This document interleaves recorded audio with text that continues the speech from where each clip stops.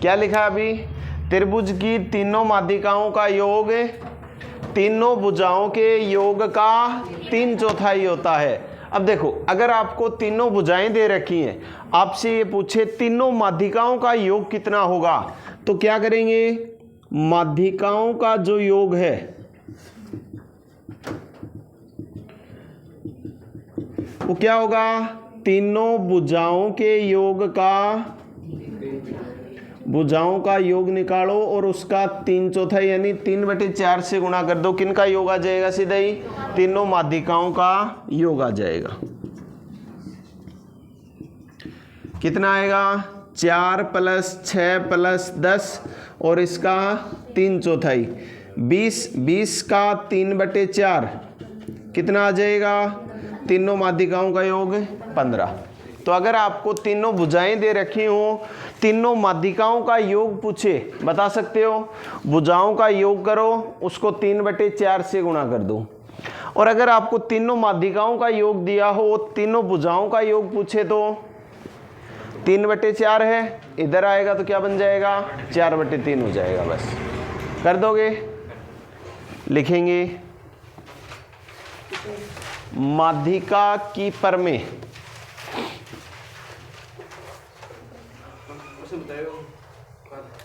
एक बार ये लिख लो फिर बताऊं। लिखें माध्यिका की परमें, अलग से है,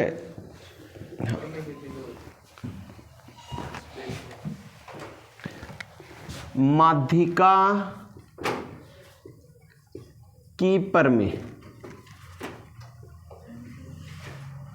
या इसी का दूसरा नाम मिल सकता है अपोलोनियस परमें, अपोलोनियस परमें। एक बार नाम लिखो फिर समझा रहा हूं होती क्या है।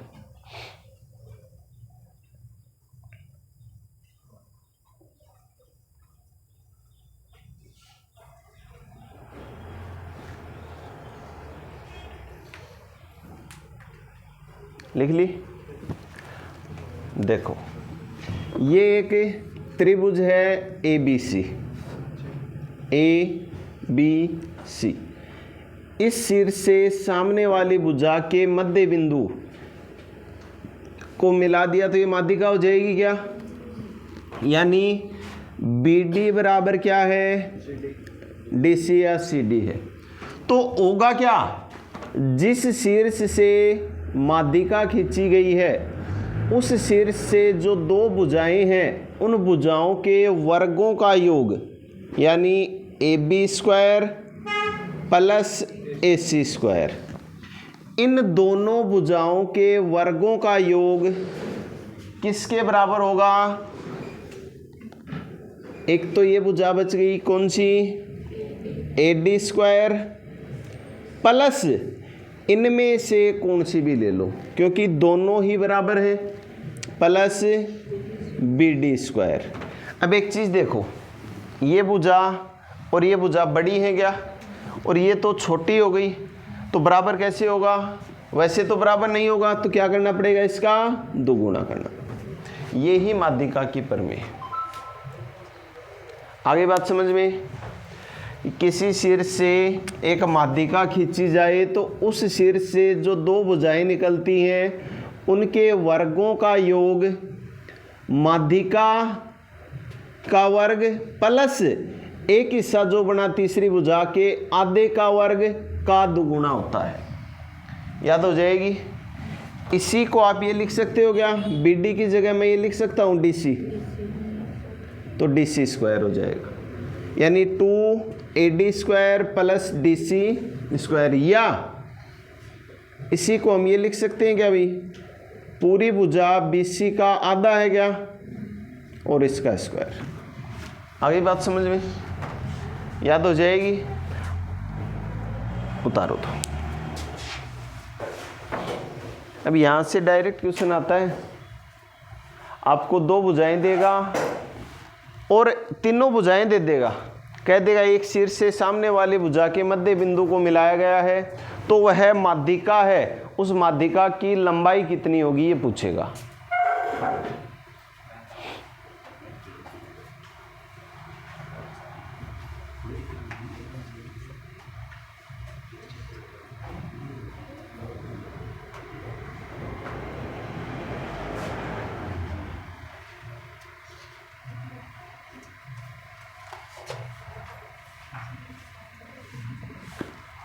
उतार लिया गया।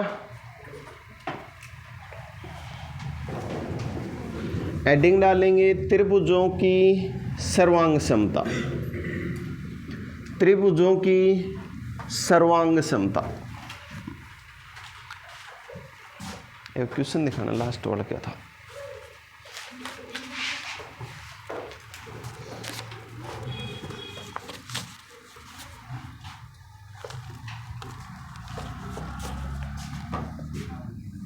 कल एक क्वेश्चन दिया था कि आपको करने के लिए,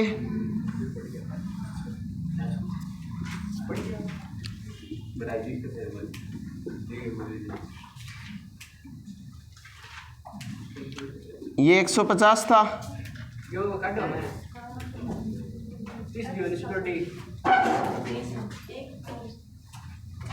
ये 30 था, और ये कोण तो निकालना था।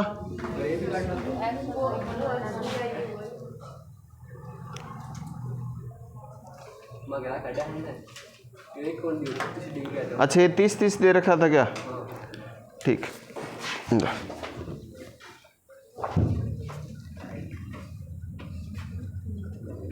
ये कोण x था, ये y था, यही तो दिया था। अब देखो करना क्या है, इस शीर्ष से ये दोनों समांतर रेखाएं दे रखी हैं, इनके समांतर कोई रेखा खींच दो। खींच दी। तो एक बात बताओ, यहाँ ये जो कोण बनेगा ये कौन सा कोण होगा? एकांतर कोण होगा क्या? और एकांतर कोण है वो मान में क्या होते हैं? बराबर होते हैं। यानी ये कोण भी कितना आ जाएगा? 30 डिग्री का। उसके बाद देखो, ये कोण दे नहीं रखा था क्या अभी? अच्छा, ये रेखा और ये रेखा दोनों ही रेखाएं क्या हैं? समांतर रेखा है। ये तिर्यक रेखा है क्या? और जब दो समांतर रेखाओं को एक तिर्यक रेखा काटती है तो दोनों समांतर रेखाओं के अंदर अंदर जो कोण बनते हैं उनका योग कितना होता है? 180 डिग्री होता है क्या? अंतःकोण कहलाते हैं क्या? ये दोनों समांतर रेखाएं हैं, इनको ये तिर्यक रेखा काट रही है, तो दोनों समांतर रेखाओं के अंदर और तिर्यक रेखा के एक ही दिशा में बने कोण, और इन दोनों का योग कितना होगा? इन दोनों कोणों का 180 डिग्री होगा क्या?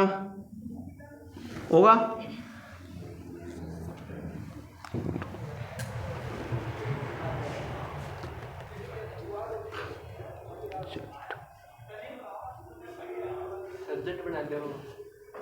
एक मिनट।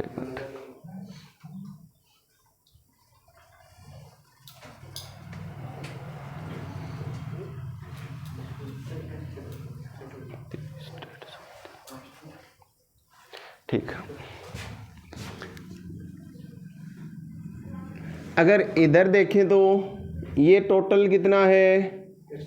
180 का है क्या? ये 30 का है, तो इधर वाला कितने का बच गया? 150 का बच गया। अभी यहां से बन जाएगा क्या? भी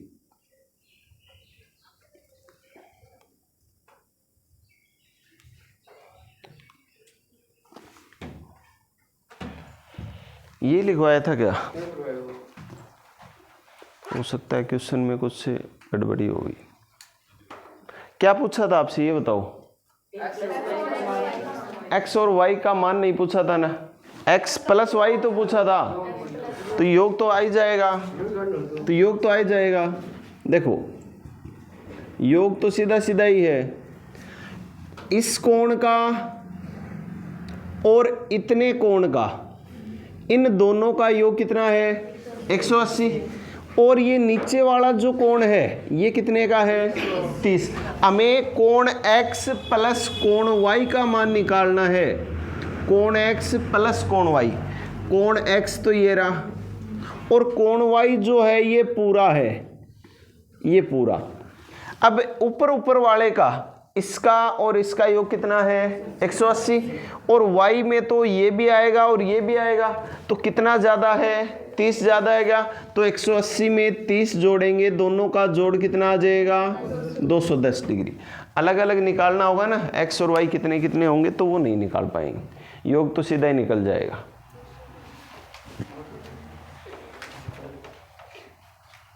हो जाएगा क्या, या दोबारा बताना है?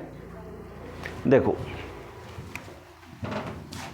आपको इस टाइप से दे रखा है, ये दोनों समांतर रेखाएं हैं, ठीक है।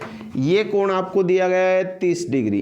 हम क्या करेंगे, इसके समांतर एक रेखा खींच देंगे, यानी वो इसके भी समांतर होगी, इसके भी होगी, ठीक है। अब यहाँ z बना है क्या, z बना है तो ये 30 है, तो ये कोण भी 30, एकांतर कोण होंगे। जब दो समांतर रेखाओं को एक तिर्यक रेखा काटती है तो अंदर अंदर जो कोण बनते हैं वो अंतः कोण कहलाते हैं, और उनका योग कितना होता है 180। और हमसे ये पूछा है इस कोण का और इस पूरे कोण का, दोनों का योग कितना होगा। इसका और इतने इतने का योग कितना है 180। हमें तो इस पूरे का योग चाहिए, ये कितना है 30, तो टोटल योग कितना हो जाएगा 180 प्लस 30 210, ठीक है।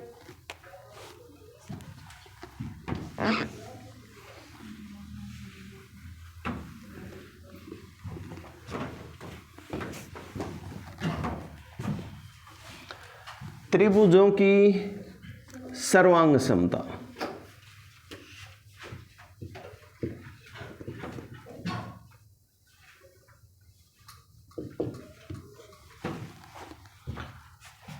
अब सबसे पहले तो ये बताओ सर्वांग सम किसे कहते हैं।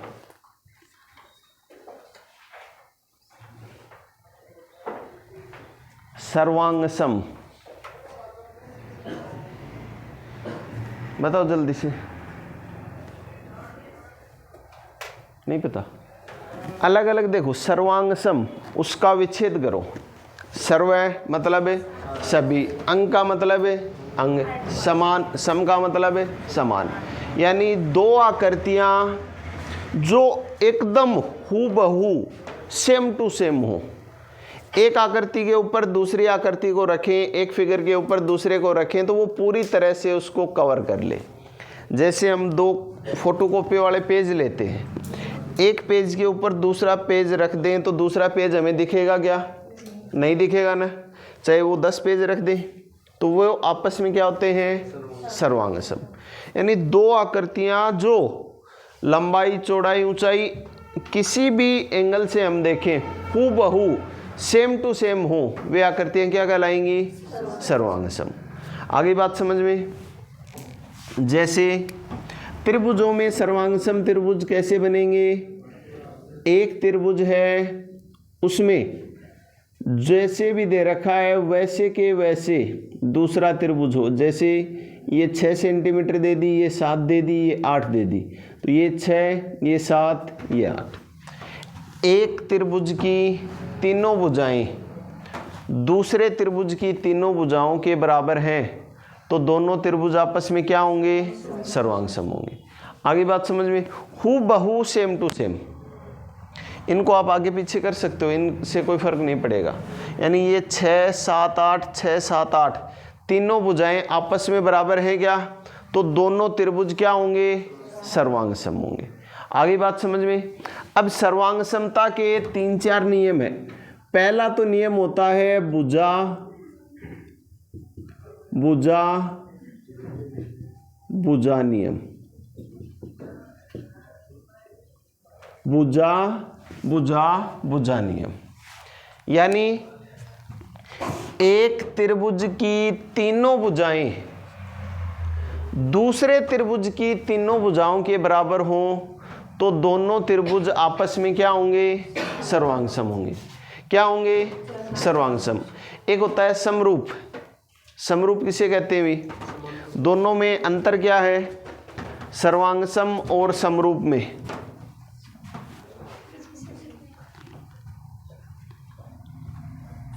सर्वांग सम और समरूप दोनों में अंतर क्या है। सर्वांग सम का तो मतलब ये है हूबहू सेम टू सेम, और समरूप, सम का मतलब समान रूप, दिखने में समान लगे। जैसे एक तो हम फोटो बनवाते हैं पासपोर्ट साइज, बनवाते हैं क्या, वो इतनी सी आ जाती है। एक हम बनवाते हैं A4 साइज में मान लो, या फोटो की जो फ्रेम में आती है ना 6x4, वो बनवाते हैं। तो दोनों फोटो दिखने में तो समान है, एक्चुअल में हूबहू सेम टू सेम है क्या, नहीं है। अगर सेम टू सेम, जैसे A4 साइज की 8 फोटो बनवाते हैं क्या, पहली फोटो जैसी है वैसी ही दूसरी फोटो होगी क्या, सेम टू सेम, वो तो क्या होंगे, सर्वांग सम।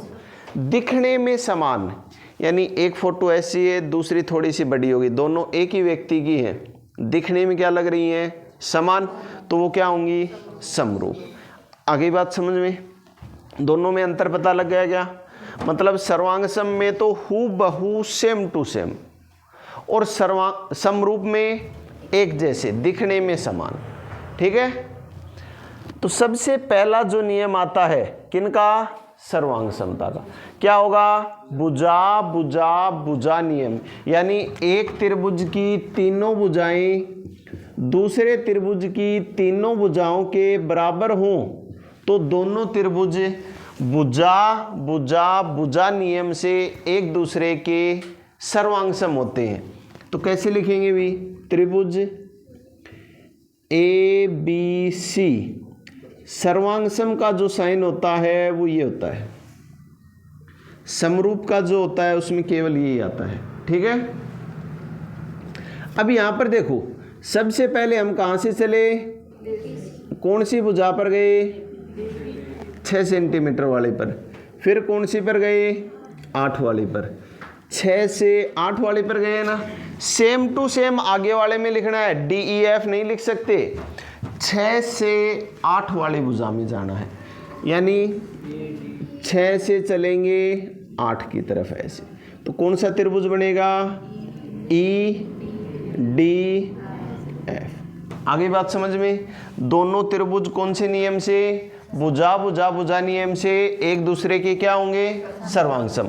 और सर्वांग सम त्रिभुजों में संगत भुजा और संगत कोण बराबर होते हैं, संगत भुजा और संगत कोण बराबर होते हैं। जैसे इसमें भुजा AB ली तो इसमें भुजा ED या DE बराबर है क्या, इसमें भुजा BC ली कितनी है, 8, तो इसमें भुजा DF कितनी है, 8, इसमें भुजा AC ली तो इसमें भुजा EF, दोनों बराबर हैं क्या।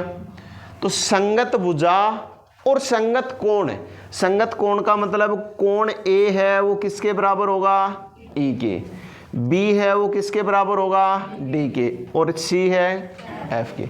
आगे बात समझ में, तो सर्वांग सम त्रिभुजों में संगत भुजा और संगत कोण क्या होते हैं, बराबर होते हैं।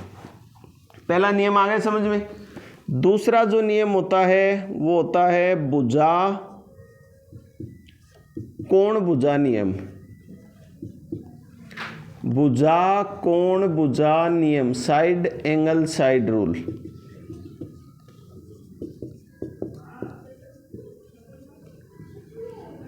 नाम से ही पता लग रहा है, दो भुजा और एक कोण, यानी किसी त्रिभुज में दो भुजाएं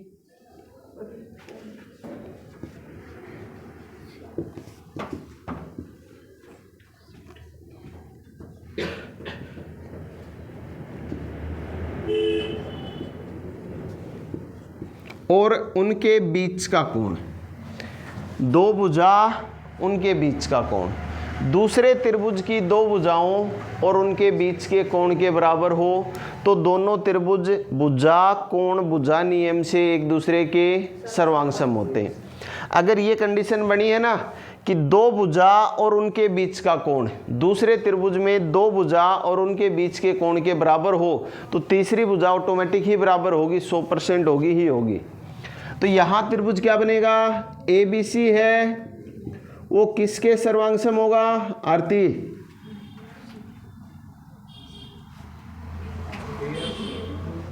क्या लिखूं सबसे पहले, D, फिर F, ई। आ गई बात समझ में? यानी 6 सेंटीमीटर वाली भुजा से चले, फिर कोण आया, फिर 8 वाले पर गए। 6 वाली भुजा से चले, फिर 60 वाला कोण आया, फिर 8 वाले पर। दोनों में सेम लिखना है। पहले वाले में जैसे लिखा है सेम वैसे के वैसे दूसरे में लिखना है। तो इसमें भी सेम वही चीज़ हो जाए, संगत भुजा और संगत कोण क्या हो जाएंगे? बराबर हो जाएंगे। दो नियम आ गए समझ में। तीसरा नियम होता है कोण भुजा कोण नियम। ये क्या था? भुजा कोण भुजा नियम, यानी दो भुजा और उनके बीच का कोण बराबर हो। उसी प्रकार कोण भुजा कोण नियम में क्या हो जाएगा? दो कोण और उनके बीच वाली भुजा। कोई भी दो कोण दे और उनके बीच की भुजा दे, कोण भुजा कोण नियम।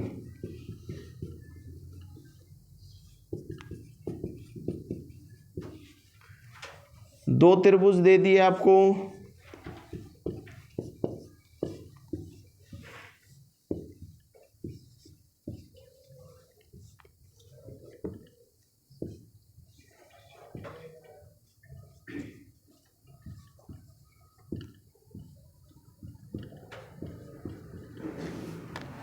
यानी दो कोण और उनके बीच की भुजा। दूसरे त्रिभुजों के दो कोण और उनके बीच की भुजा के बराबर है, तो दोनों त्रिभुज कोण भुजा कोण नियम से एक दूसरे के क्या होंगे? सर्वांग सम होंगे।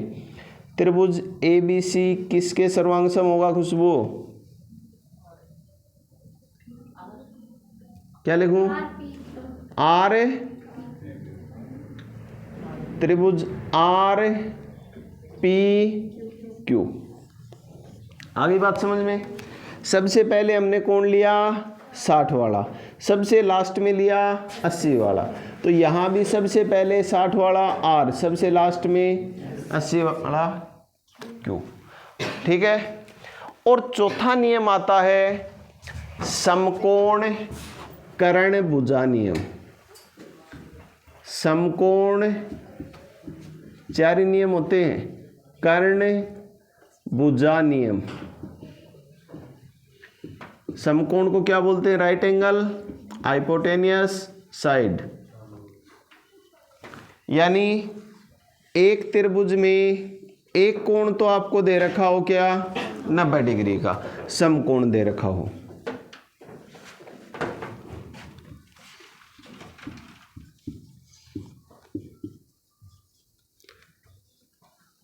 एक कोण तो क्या हो? समकोण। दूसरा, दोनों में कर्ण जो है वो बराबर हो। कर्ण कौन सी भुजा होती है? समकोण के सामने वाली भुजा कर्ण होती है क्या? दोनों में कर्ण जो है वो बराबर हो। समकोण कर्ण भुजा। अब यहां दो भुजाएं बच गई क्या? इनमें से कोई भी एक भुजा आपस में बराबर हो तो दोनों त्रिभुज एक दूसरे के सर्वांग सम होंगे। जैसे ये 10 सेंटीमीटर दे दी, इसमें ये 10 दे दी। समकोण कर्ण भुजा नियम से दोनों त्रिभुज एक दूसरे के क्या होंगे? सर्वांग सम होंगे। सर्वांग सम होंगे तो क्या लिखें? त्रिभुज क्या लिखें बताओ? QRP लिखें या PQR लिखें या RQP लिखें? क्या आएगा? क्या आएगा? RQP। क्योंकि जो 90 डिग्री वाला कोण है वो बीच में लिखा है, तो यहां भी बीच में आना चाहिए 90 वाला। और सबसे पहले 10 वाली भुजा लिखी है क्या? तो 10 सेंटीमीटर वाली भुजा ये है, तो 10 सेंटीमीटर भुजा वाली 10 वाली भुजा ये है, तो बीच में यानी बाद में आएगा Q, तो पहले क्या आएगा? R Q और बाद में P। और दोनों त्रिभुज आपस में क्या हो जाएंगे? सर्वांग सम। तो तीसरी भुजा है वो अपने आप ही बराबर हो जाएगी। तो सर्वांग समता के कितने नियम होते हैं? 4। किसी के कोई डाउट इनमें? लिख लो। तो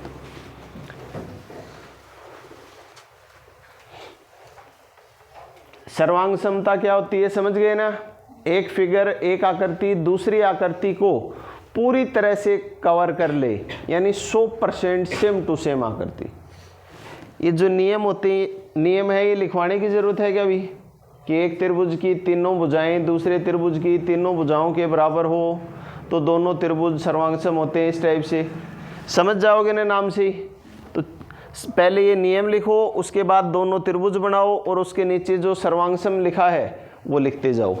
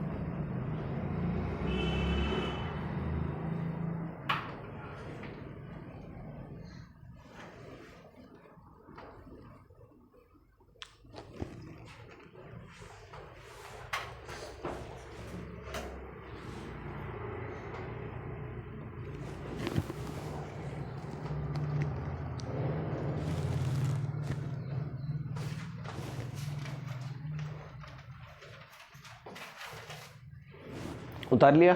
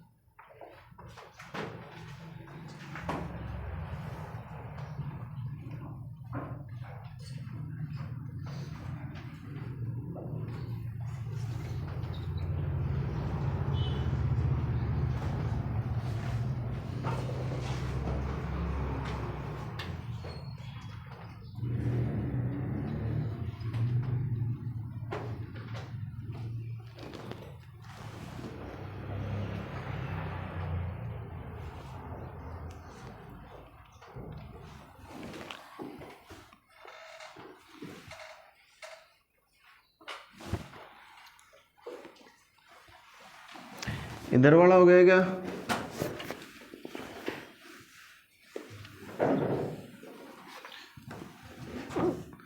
दूसरा लिखेंगे त्रिभुजों की समरूपता। त्रिभुजों की समरूपता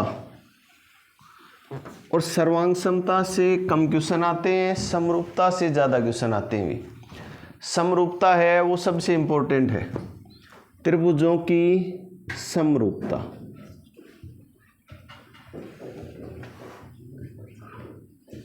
समरूप किसे कहेंगे? दिखने में क्या हो? समान हो। सर्वांग सम किसे कहेंगे? जो हूबहू सेम टू सेम आकृति, दिखने में समान हो वो तो क्या होंगे? समरूप। और हूबहू सेम टू सेम आकृति हो, 100% सेम, वो सर्वांग सम। ठीक है। अगर दो आकृतियां सेम टू सेम है उन्हें आप समरूप बोल सकते हो। दो समरूप आकृतियों, सर्वांगसम आकृतियों को समरूप कह सकते हो क्या?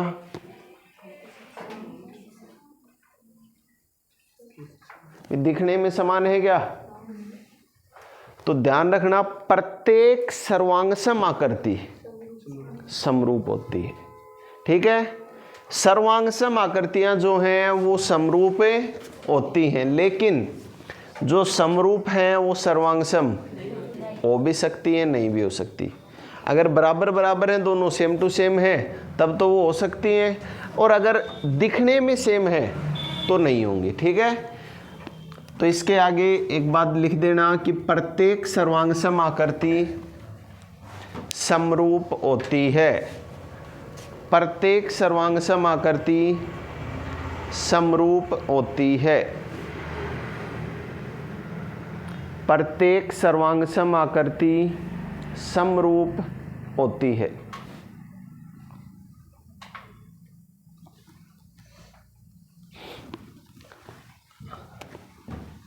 तो जो सर्वांगसम आकृति है वो समरूप होती है। तो सर्वांग समता के कितने नियम थे? 4 नियम थे क्या?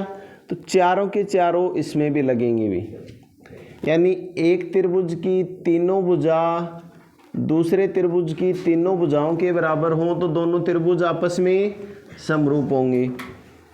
एक त्रिभुज की 2 भुजा, उनके बीच का कोण दूसरे त्रिभुज की 2 भुजाओं और उनके बीच के कोण के बराबर हो तो दोनों त्रिभुज समरूप होंगे।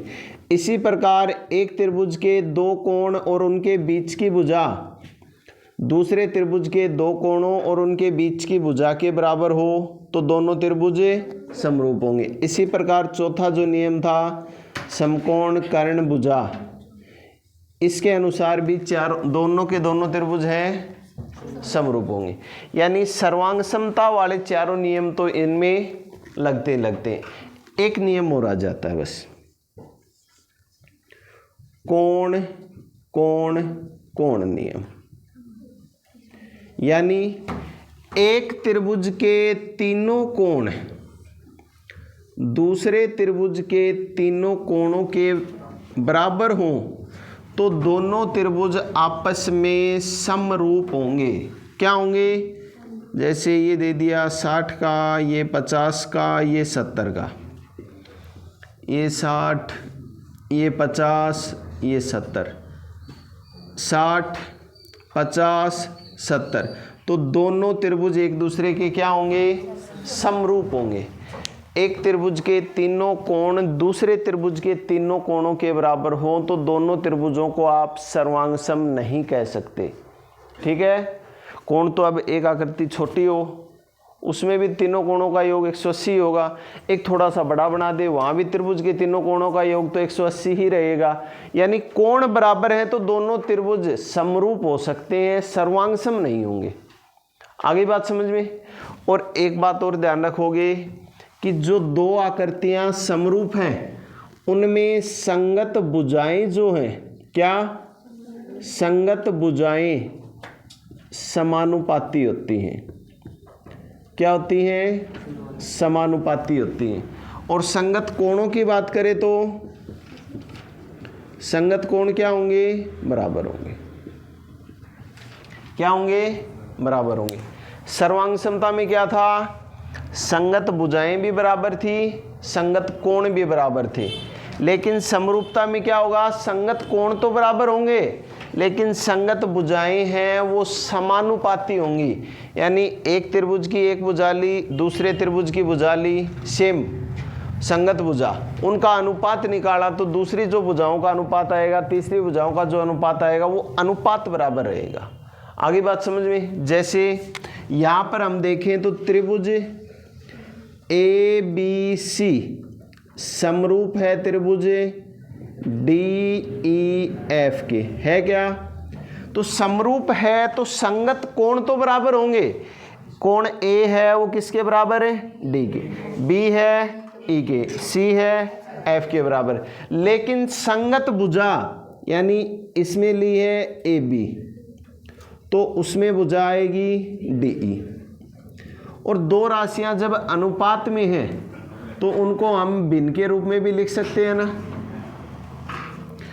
इसमें भुजा ली BC, इसमें भुजा ली EF, इसमें भुजा ली AC, इसमें भुजा ली DF। ये अनुपात में ही तो है और अनुपात इनका क्या रहेगा? बराबर रहेगा। ये बात ध्यान रखोगे भी। समरूप आकृतियों में संगत भुजाएं हैं वो क्या होती हैं? समानुपाती होती हैं, बराबर नहीं होती। कोण है वो बराबर होते हैं। ठीक है, लिख दो।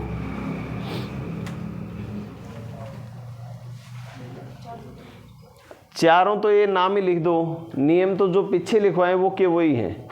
चारों के तो नाम लिख दो और पांचवा जो नियम है वो लिख दो, कोण कोण कोण नियम।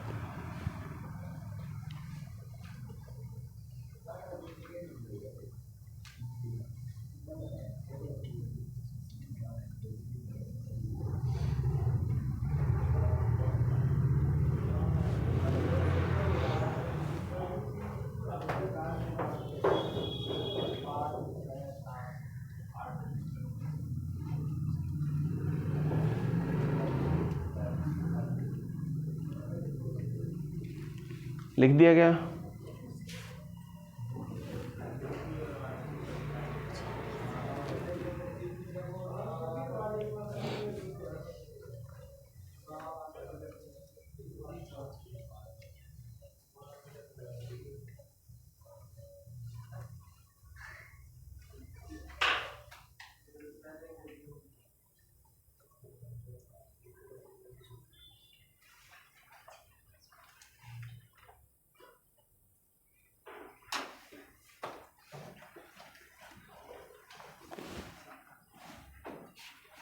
ये बात अगर लिखना चाहो तो लिख सकते हो कि दो समरूप आकृतियों में या दो समरूप त्रिभुजों में संगत कोण बराबर होते हैं।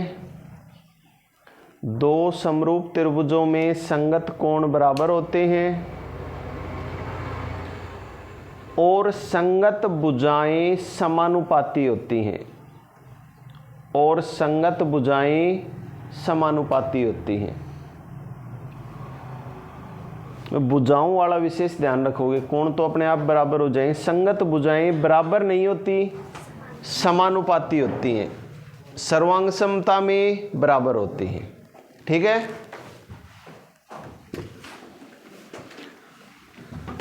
दोनों में अंतर पता लग गया क्या? रटना नहीं है, इनको समझना है।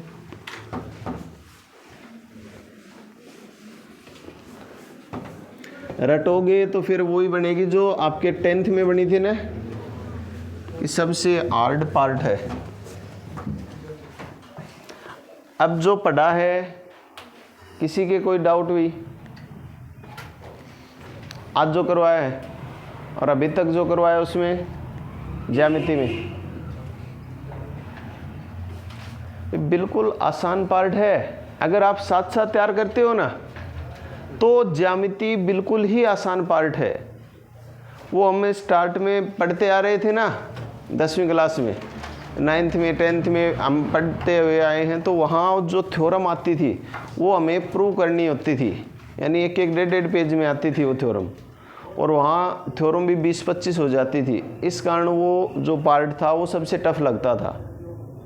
तो यहाँ पर आपके काम में आने वाले जो इम्पोर्टेंट थ्योरम होंगे ना वही करवाई जाएंगी। 5-7 थ्योरम करवाऊँगा, बहुत है, उनसे बाहर से क्वेश्चन नहीं आएगा। देखो अभी जो हमने पढ़ा समरूपता पढ़ी है क्या, उसी से रिलेटेड थ्योरम है एक, यहाँ से जो रिजल्ट निकलते हैं वो देखेंगे। एक समकोण त्रिभुज है ABC, ये शीर्ष A है, इसके सामने वाली भुजा है, इसको स्मॉल a लिखा जाता है। ये B है, इसके सामने वाली भुजा को स्मॉल b लिखेंगे।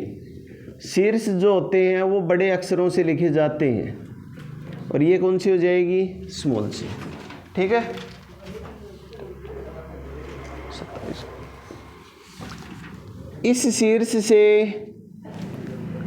सामने वाली भुजा पर लंब डाल दिया। क्या डाल दिया, लंब। ये बिंदु आ गया D। मान लो ये जो लंबाई है ये P है, ये है Q, और ये जो बच गई ये है R। अब मुझे ये बताओ, ये जो 3 त्रिभुज बने हैं, एक तो पूरा त्रिभुज ABC, एक दूसरा त्रिभुज ABD, और तीसरा BCD, तीनों त्रिभुज समरूप होंगे या नहीं होंगे?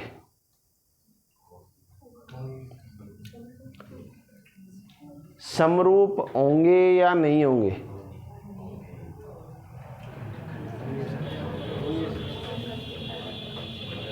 देखो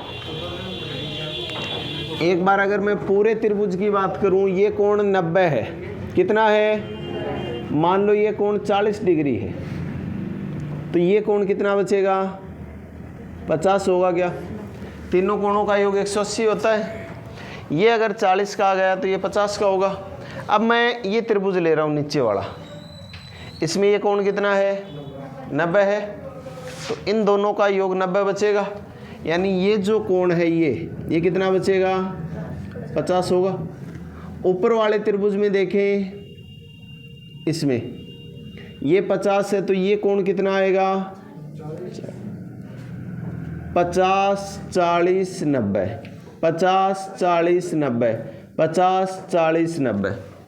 अभी लिखवाया गया 5वां रूल, यानी एक त्रिभुज की तीनों जो कोण है दूसरे त्रिभुज के तीनों कोणों के बराबर हों तो कोण कोण कोण नियम से दोनों त्रिभुज आपस में क्या होते हैं, समरूप होते हैं। कोण बराबर हैं तो सर्वांगसम नहीं होंगे। ठीक है, तो बताओ त्रिभुज ABC किसके समरूप होगा? ऊपर वाले में बताओ क्या लिखूं? संगत कोण बराबर लेने हैं। त्रिभुज इसमें 50 का लिया है तो इसमें भी 50 का ही लेना है। पहले A, फिर 90 वाला, ये 90 तो होगा D, और फिर B। तीसरा बताओ कौन सा लेंगे? पहले 50 वाला, कौन सा है शीर्ष? B, फिर 90 वाला D, और फिर C। ये बात आ गई क्या समझ में? एक बार ये उतारना, इसके जो रिजल्ट निकलेंगे वो कल लिखेंगे। ठीक है, यहाँ से जो जो रिजल्ट निकलेंगे वो कल लिखेंगे। एक बार इनको रिवाइज करके आओगे भी।